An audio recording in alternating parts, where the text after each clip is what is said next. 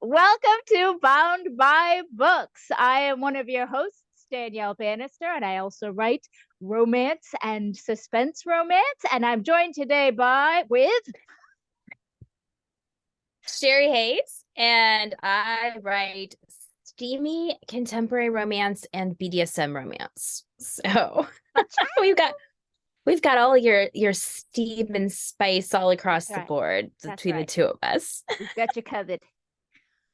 How are you doing Oh, today on this fine day? I'm doing well, much better than I have the last couple weeks. I've been Yeah, you've had fighting a the cold, cough so and the yeah. Yeah, it's going oh around in my house too. My son has it now. All of a sudden, I'm like congested. I'm like, mhm. Yeah, I'm gonna be that's how it very starts. goofy The with you. Yeah, little congestion, maybe a yeah, little sore throat, and yeah, then it's yeah, like the yeah, drainage going on there. yeah. I've got Yeah. some serious drainage issues going on. Yeah. It's quite fun. The ruckus going on here. I have It's avoided the really not. plague for years, and now I think it's coming my way. So good to get this podcast out of the way. It is. But It's if we very good. cough Yeah, because or we have to hopefully you and blow I our get it. nose, Hopefully it will not hit you hard because hope not. it it hit me. This is actually the worst cold I've had in probably 10 years. Wow. So it knocked me on my butt. So I Right. was not happy about that. And on top of all of that, new release. By the time this Yes. podcast comes out, both of us will Both of have new us. books out. We have a release on the same day. We share a release birthday Yes. on November 15th. So that's exciting. What book is Yes. coming out for you? I mean, For me, I know, but for me, it's Claiming His Kiss, which is it's BDSM. So if you like some kink in your is it a romance, first in series or is it no, it is the fourth book in my Serpent's Kiss series, but it can be read as a standalone because it is a singular couple. But it's an age gap romance. It's a friends to lovers age gap romance. So he is 55 and she is 32. that's not that bad. So They're it's both old enough 23 to know what they're years. doing. It's 23 years. That's an But age you gap. know, somebody But who's yes, in they're their old enough. 30s is a little bit more Yes. mature than Yes. somebody who's in their early 20s. You know what I mean? Right. Yeah. This is a type of age gap where you don't get the like creepy vibes because Right. you're not having like an 18-year-old with Right. a Right. 40-year-old. Exactly. This is yeah, Exactly. they're old enough to, and experienced enough to make very informed decisions. Right. It's a very healthy relationship. Good. Let's put it that Good. way. Nice. And how about you? You tell us a little bit about yours because I mean, I know a little bit about it. Right. Yes. This is the proof copy, so of course there's that big stupid bar across right across the title. Thank you very It's much, the only one I've Amazon. got too so far. I'm like, I haven't gotten my Oh, real copies yet. this one is waiting in the wings. It is a contemporary romance, some rom-com elements to it. A sort of a fish out of water sort of trope about a theater admin who suddenly gets thrust into the spotlight, acting, of course, somebody stupid hot.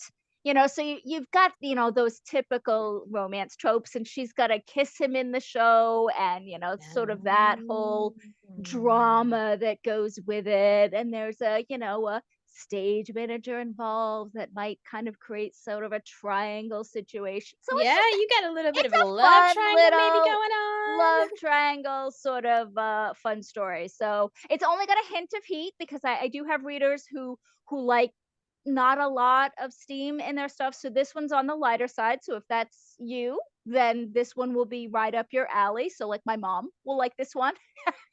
She reads my steamy stuff, but I think it's a little She harder. prefers Yeah. a little bit lighter on the steam. Yeah, So mine's the same way. It's yeah, like she will read my steamy stuff, but she much prefers my contemporary right, romance to right, my erotic romance. right, So, right, you right, know. right, right. I I get it. I get it, Ma. I get it. I get it.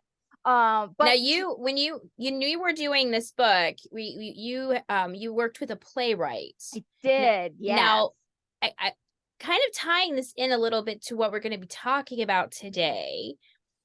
How did you share or exchange those details that you needed for your end of it and then for his end of it, because obviously approaching a story as writing a play is not the same as writing a novel. I mean, we both have acting experience. Right. So we have both had experience reading and performing off of a screenplay. Yeah. But it is completely very different Yes. than writing a novel. Yes. So how did you guys work as far as like exchanging those details so that you had what you needed and he had what he needed? Right. Yeah. So, in case you missed it, the sort of our topic today is like the devil's in the details. How much details are important and how much aren't. And so, I guess in a case for my story where it's about a theater, they're rehearsing a play. How much detail of the play do you insert into the novel so that the novel doesn't feel like it's play versus novel? So how much of that do you insert before it becomes overwhelming and it's like, am I reading a play or am I reading a book? You don't want your reader to sort of get confused. And so Right. there's a balance there, right? So for me, I first spoke with the playwright and I said, this is what I need for my story. I need a couple who's in their 30s. I need there to be a kiss within your story, in your play somewhere, and have at it with the rest of it. I'll make whatever you come up with sort of work, but that's what I need for my story, because I had an outline of what I sort of wanted going in, and I shared with him that outline so that he knew what he was dealing with, and he was able to go, okay, I know what you need, now I'll make sure that those characters are in there. And then for my story, I worked with him through the play. I worked through all 6 drafts with him, so I had a very intimate backhand of what was going on in the story. So I knew sort of what passages I could sort of lift up that could highlight his writing, highlight his script, but also benefit my story. The theme in his play sort of inadvertently tied in with the theme and the lesson that my character needed to learn. So I was able to sort of lift out pieces from his play and put it in. But at the same time, I hope I didn't add too many snippets from the play to be like, I don't care about this play, just get to the good stuff. So I tried to keep things short, nothing more than a page and a half, very short excerpts. And maybe like 10 total excerpts. It's not a lot. It's mostly book. But I think I've had from a couple of readers reach out to me and say they want to read the play. So hopefully there's enough of the tease of the play in there that also will help cross over to him. So it's trying to not overwhelm your reader with too much, but tease enough. It's finding that healthy balance, and that's, that comes into play, especially when you're working with a co-writer, which is essentially what you were doing. Even though you weren't co-writing a novel, right. You were working in tandem in order to produce 2 separate but related things. Now, and specifically when we're talking about working on a novel, the devil really is in the details. There are so many details. It always strikes me as funny when people just think it's so easy to write a book. Like, you've never written a book, have you? Because you wouldn't say that if you were actually writing a book that was commercially viable. And I guess that's another thing, is the difference between a book that's commercially viable and a one that's not. We're assuming in this podcast that you are, as a writer, wanting something that is commercially viable, because if you don't care if it's going to sell well, or if it has the potential to sell well, then it's a hobby. It's not a career, then it's which a is hobby. fine. There's absolutely nothing wrong with that.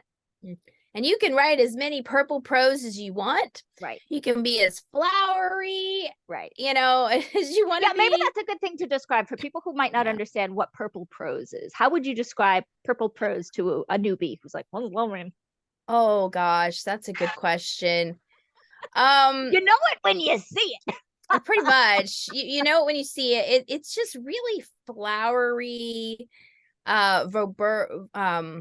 verbose sort of Verbose. unneeded details that take you out Yeah. of the action and slow things down. There's only so much of a room Right. you need to describe before we get it. We don't need to know Yeah. the intricate details of the curtain unless that detail of that curtain is important later. So like mysteries or something like that. If Exactly. that pattern needs to come back later as a clue, then yeah, you better spend some time, but not too much time because you Yeah, don't because want them to then you'll give it away. But you yeah, don't want to give it away. you may have to do that. But yeah, I mean, when I think of purple prose, the one that comes to mind, there is a story. I've mentioned this before. There was a story that we were required to read in high school, and it took 6 pages for this guy who was standing on a street corner to describe what he was seeing Right. on the street. Right.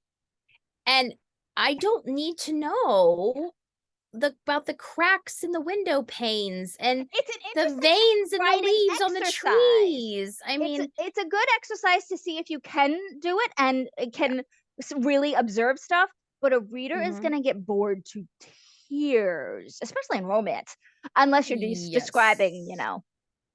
the bedroom scenes. Then go into detail. Um, Yeah, but even there but you've got even to be then, yeah, even yeah, then there is a balance yeah, because you don't want to again, it's the flowery language. Like there is a reason why in romance there are certain words that are not really preferred to describe right, certain genitalia, especially of the male variety, that right, used to be used a lot. sure, If you sure, went back in like the right, 70s and 80s, they had some pretty creative yeah, terminology for the male yeah, anatomy yeah, that yeah, that would be right. very laughable in modern day Yeah, romance. and you can sort of pick up on what's sort of the acceptable terms by reading a lot. That's one of the benefits of reading within your Yes. genre is because you go, "Oh, that's what we're calling it these days." All right,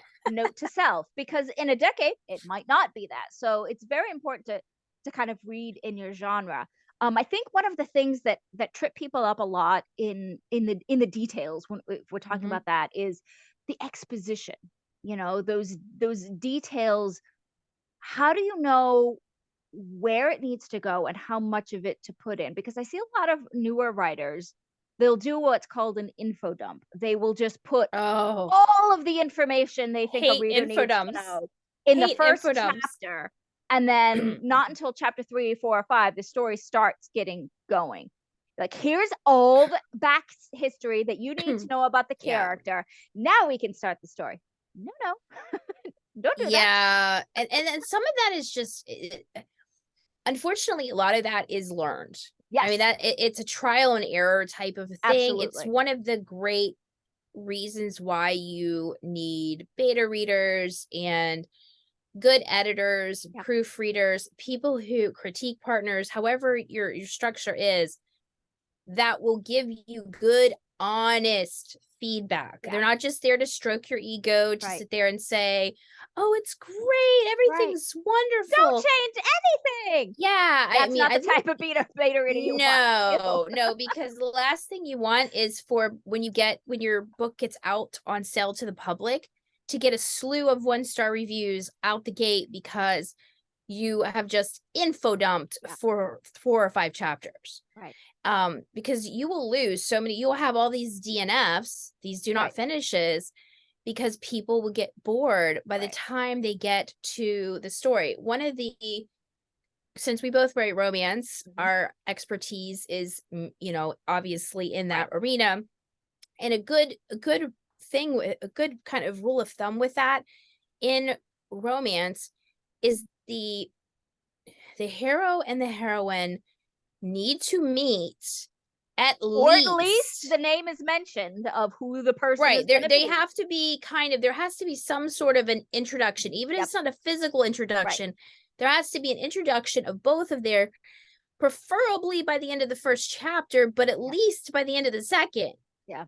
And It if you needs to can, be within the there. the very as soon as you can, get that love Yes. interest introduced because that's what Right. your readers want.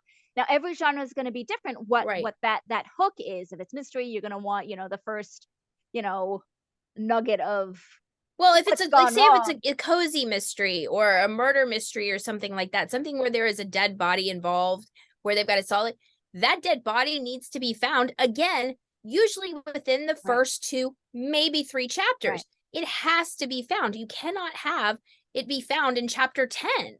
Right. You are going Right. to lose a Right. good portion of your readers Right. if you wait until chapter 10 to have this dead body appear of this mystery that you're supposed to be Right. solving. It just doesn't work. So Yeah. yeah, reading in your genre is very, very important, so that you do understand what the typical requirements are. I mean, our one of our co-hosts, Tina Moss, Mhm. she has talked a lot over the course of the podcast about how she how she did all of this research and read for like 2 years. Right. Now my Before she, voice is yeah, gonna before she did her alien romances. Mhm, Yeah, she read a lot in the yeah, genre so that she knew what the expectations were, she right? knew what the norms were, so that when she sat down to start writing, she would be right on track, and it's Mm. paid off for her. She's got good sales because Yes. she is playing to what readers want, and they don't Yeah. want a lot of exposition. Just think about books that you've read in your life that you put Mhm, down, or you're bored with. Why are you bored?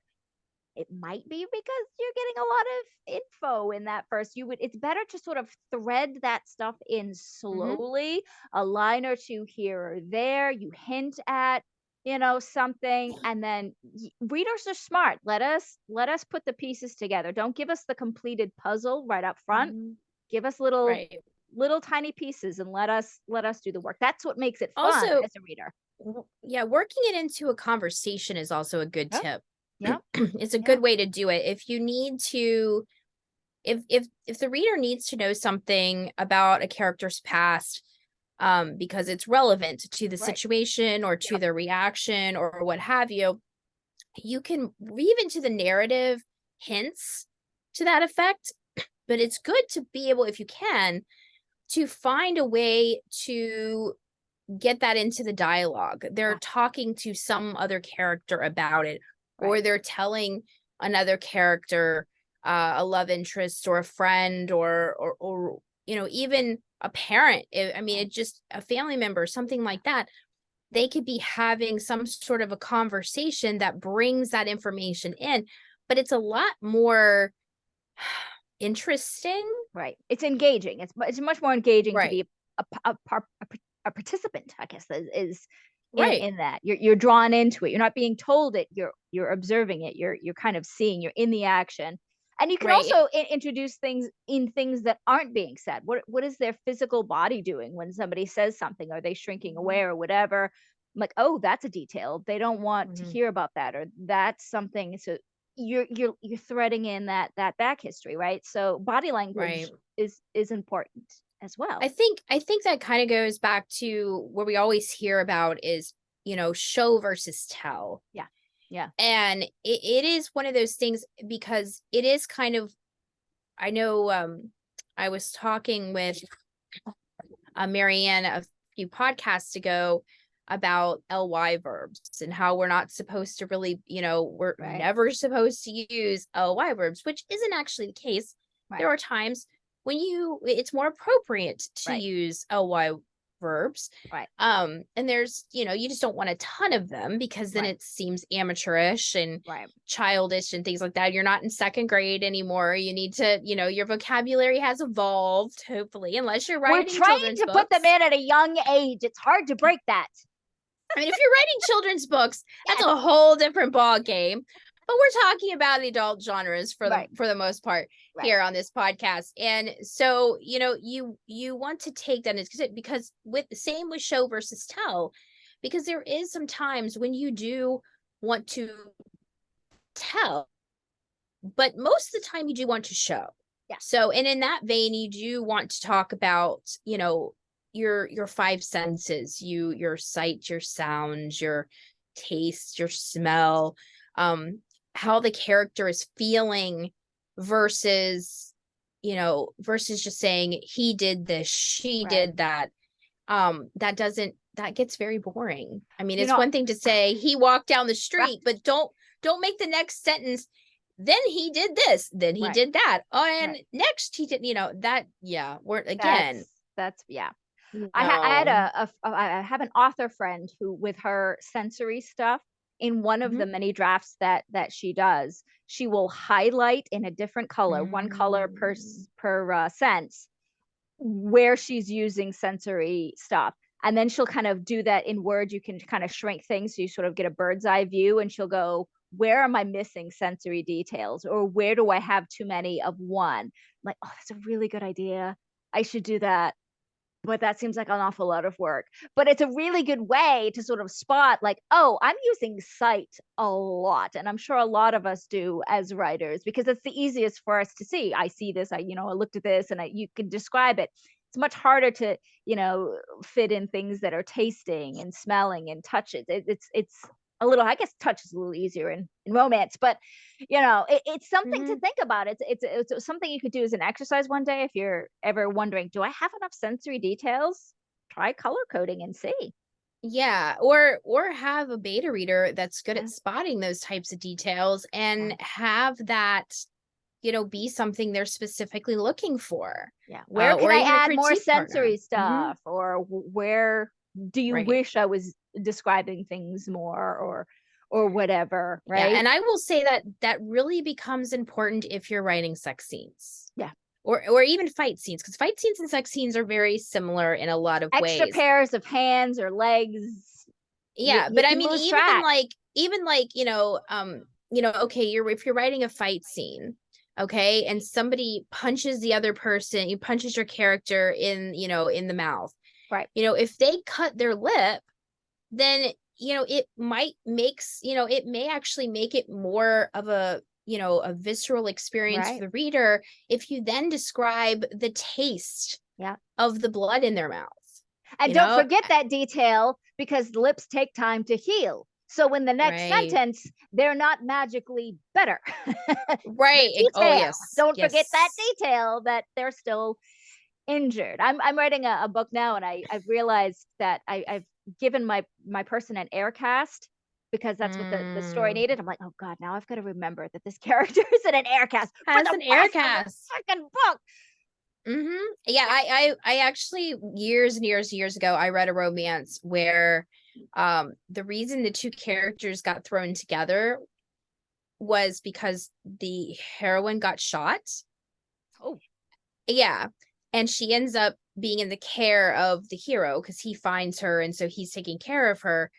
Well, like only a few days pass and they're now sleeping she's together. magically better. She's not And hurt there's at all. no mention of her being injured. And I'm like, she got shot. Oh, It's not that's like she classic just author forgetting the tripped detail. down the stairs. She got shot.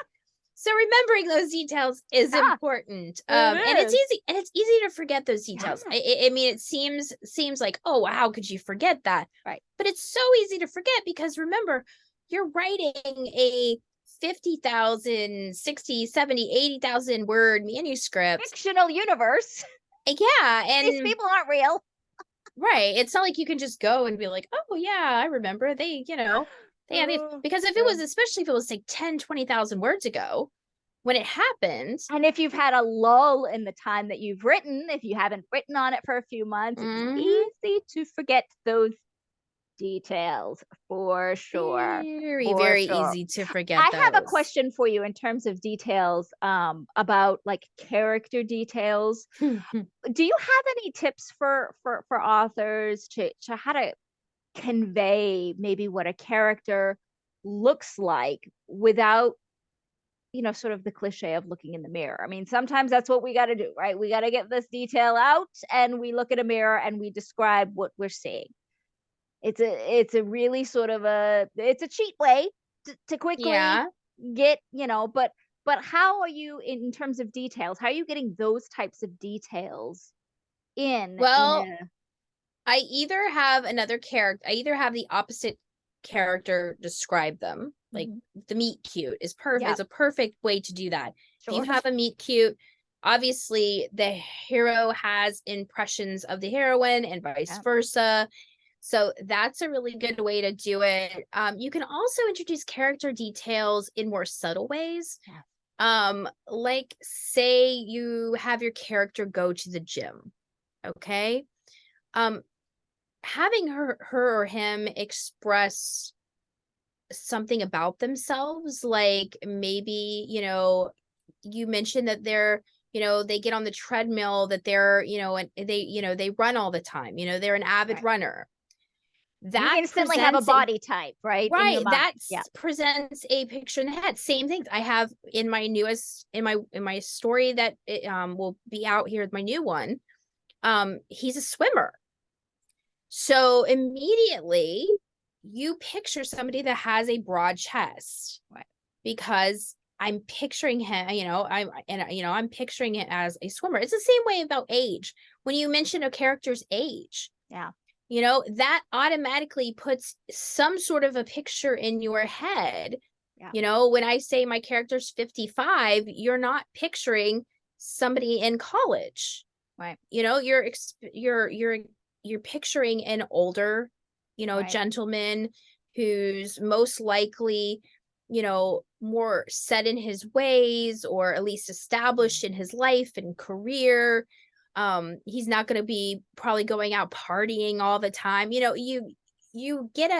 Those little Yeah. details can provide a lot of information. What about you? Yeah. What do you I was do? gonna say, you add to that. Sometimes you don't have to be overly detailed Mhm. because we as readers are smart and we can put the pieces together. We can create sort of our own image. It might not match exactly what you have in your head, but does it really matter if it's an exact match? No, we as readers need to have a little bit of a something, like what do roughly they look like, so that we can keep it organized Mhm. in our head as we're reading. So I like to try to give you enough details, but not necessarily overkill. So it might be something like she pulled her frizzy brown hair back in a ponytail, Mhm.